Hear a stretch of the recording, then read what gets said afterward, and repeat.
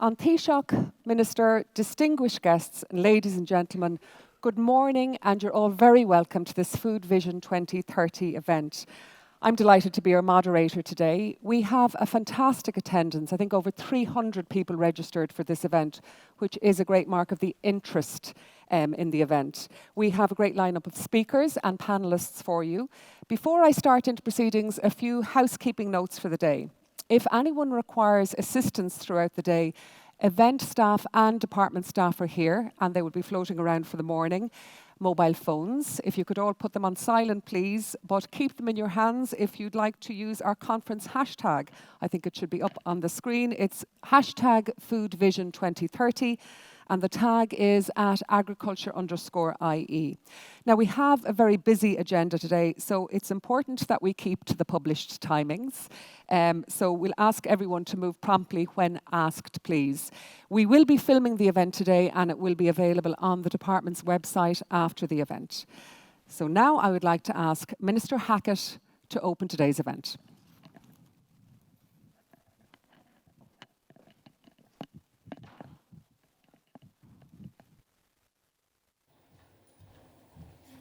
Thank you, Helen, and good morning to you all.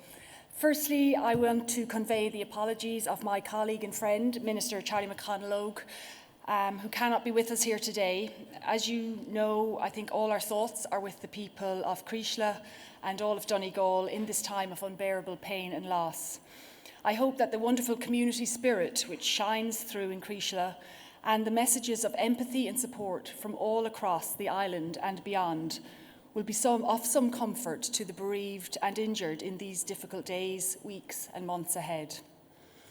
As Minister of State for Land Use and Biodiversity, I am very pleased, on behalf of the Department of Agriculture, Food and the Marine, to welcome all of you to this conference. Food Vision 2030, a world leader in sustainable food systems. I look forward to a very engaging and interesting day. We have some excellent speakers and panellists on the agenda, and we're going to showcase how our focus on our ambition for the economic, social and environmental sustainability of Ireland's agri-food sector over the next decade, as set out in the Food Vision 2030 strategy, and importantly, how the implementation process will bring that vision to light. So with no further ado, it is my very great pleasure and honour to introduce An Taoiseach, Micheál Martin TD, to address the conference. Thank you.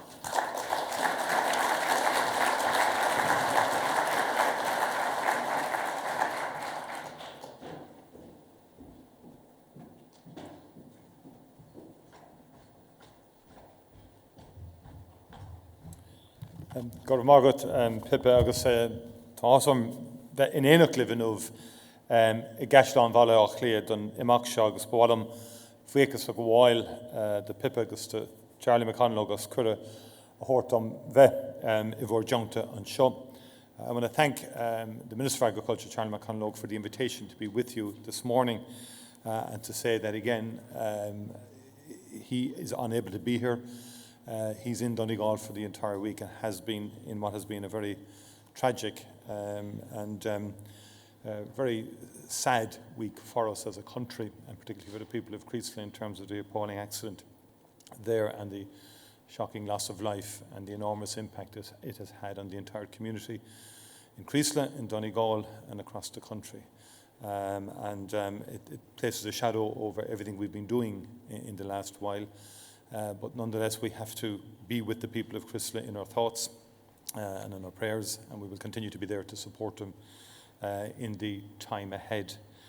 This is an important conference because agri-food is an essential and integral part of our economy and of our society, and especially, as we know, for our rural and coastal communities, but also our urban communities in terms of the food produced and the food consumed. And beyond direct employment, the sector plays an enormous role in the broader economy. Global demand for high-quality food is increasing with growing population, urbanisation and affluence. The Irish agri-food sector, with its global reputation for quality and safety, has a large and enthusiastic market for its produce. I discovered that again recently in Japan and Singapore, where they're beginning to move on the beef side.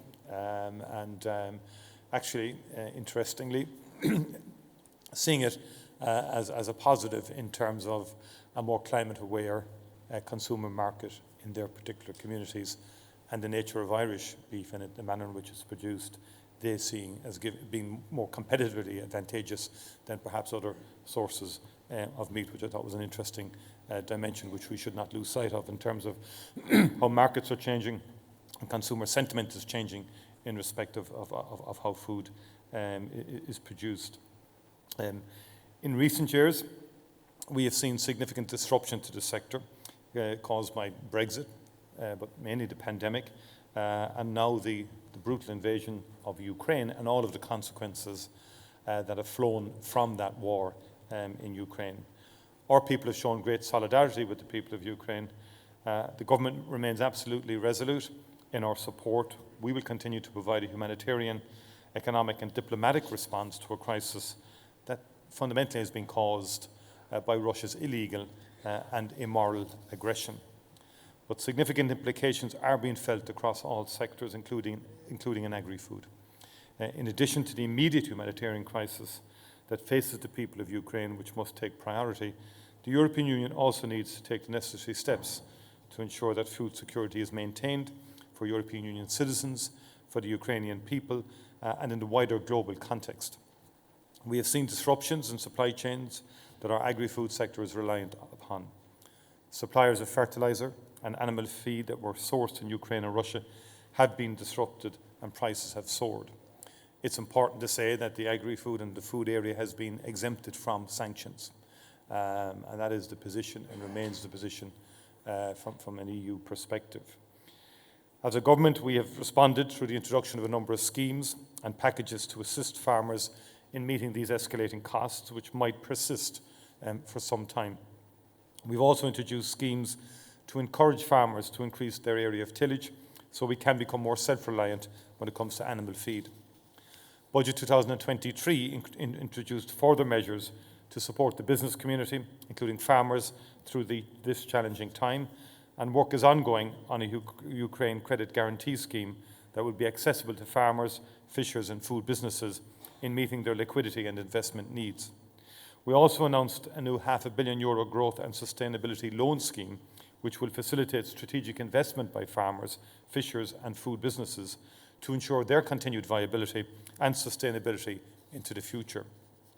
The resilience shown by our farmers and fishers over the past number of years, and indeed all those across the food distribution chain, including retail, shows that the agri-food sector can be agile and can be responsive and is open to embracing change when it is required. Agri-food exports fell by just 2% in 2020 at the height of the pandemic and rebounded quickly in 2021. In 2021, the sector employed over 170,000 people, representing 7.1% of the entire national workforce.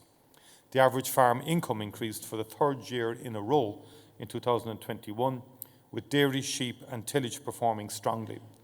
This is testament to the resilience and adaptability of our farmers, and the qualities must be harnessed now as never before for what is probably the greatest challenge facing Ireland and indeed the rest of the world, climate change.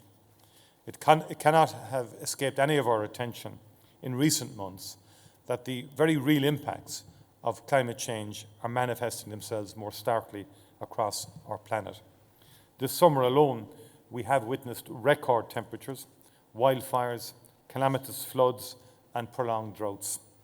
The increasing frequency and severity of such events are further evidence, if such were needed, of the rapid destabilization of climatic cycles that have sustained our civilizations for millennia. The nature of the climate challenge is unlike others that we have faced. It is far more complex and requires a fundamental rethinking of how we work, travel, use our land and source our energy. And successfully addressing the challenge, and addressing the challenge, by the way, cannot be postponed. It cannot be delayed. It means that we do sufficiently have to reduce our emissions, we do have to adapt to climate change. That is now unavoidable.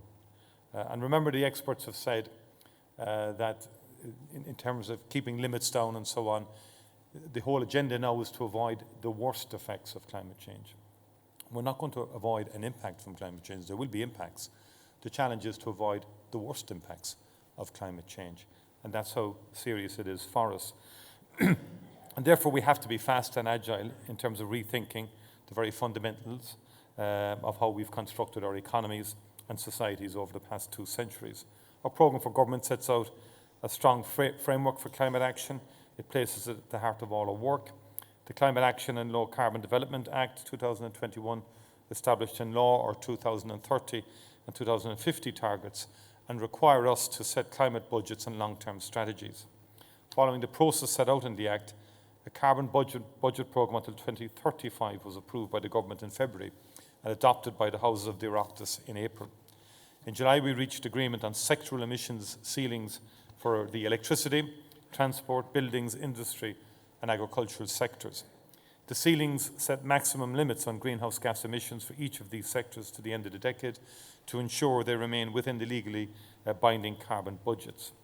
And the emissions ceiling for agriculture has been set at a level requiring a 25% reduction in emissions over the period to 2030. Further work is ongoing to finalise a sectoral emissions ceiling for the land use change and forestry sector, which together with the completion of a land use review will provide further clarity for the context in which the Irish agri-food sector will operate in the coming decades. While openly acknowledging, and I have to say that these challenges are very, very challenging. The carbon budgets and the sectoral emission ceilings are also very challenging, but they are a very important and essential framework to guide our efforts. Agriculture has a central role in this effort by virtue of its share of Ireland's overall emissions. But we are in many ways at a crossroads for the agri-food sector, which is our oldest and largest indigenous sector. And our task now is to ensure its ongoing centrality in our national life and its long-term success. That is the agenda. And to do so, we have to honestly address the challenges that climate change and others poses for the sector, but also together harness the massive opportunities that this changing context presents for farmers and our entire rural economy. And in engaging with the farming community and with farmers and people that I meet across the country, to be fair, there's very strong proactive engagement with the issue. Unlike other sectors, by the way, which have a more generalised approach to the targets that they have, farmers take this seriously, are taking it seriously in terms of both the challenges and the various measures that are being innovated and so on. And it will mean new technologies, new approaches and new investments as well to facilitate this. Irish agri-food will have a strong future. It will continue to produce world-class food while improving its environmental credentials and lowering its emissions, thanks to a science-based approach that also improves biodiversity and improves the quality of the water in our rivers, lakes and estuaries. And funding streams would have to be available to facilitate all of that. Food Vision 2030, launched last year, is a very important element of this transition. It is a strategy for the sector, produced by the sector. The approach to developing this strategy is important, as it provides space for frank discussion around the future of the sector. I welcome that today gives us another opportunity to continue these conversations. Food Vision is honest about the challenges ahead. It proposes some solutions and seeks to chart a pathway to sustainability across all of the environmental, economic and social dimensions. It uses a food systems approach, which involves considering the interconnectivity of food, in particular with the environment and with nutrition and health. The strategy is ambitious for primary producers, our farmers, fishers and foresters. It envisages an upward trend in farm income towards 2030. We all want a greater percentage of viable and sustainable farms, and this will include improved economic returns to land, an upward trend in primary output value with increased diversification across sectors. And we must achieve this while significantly improving the sector's overall environmental performance, including through lowering the sector's emissions by a quarter, as I said, over the remaining of the decade. Implementation is already underway. The most immediate priority is to determine the contribution, not just in terms of food production, but also in terms of footprint and so forth. I know that the Food Vision Dairy Group has published its interim report with plans to stabilise and reduce emissions within the dairy sector. The Food Vision Beef and Sheep Group has also been established, and we welcome this. Food Vision 2030 supports a vision of a sustainable future, and together as a society we have to work to support and develop that. I would like to conclude by echoing Food Vision's 2030's ambition for Ireland's agri-food sector. For my part, and as a government, we're determined that Ireland becomes a world leader in sustainable food systems.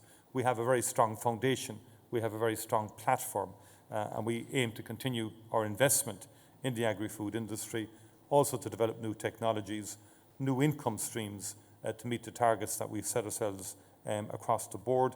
And today you will hear from guest speakers and panellists, and I hope that the discussions here today will be fruitful in exploring the exciting, the progressive and sustainable future that lies ahead and that lies at the heart of this important policy.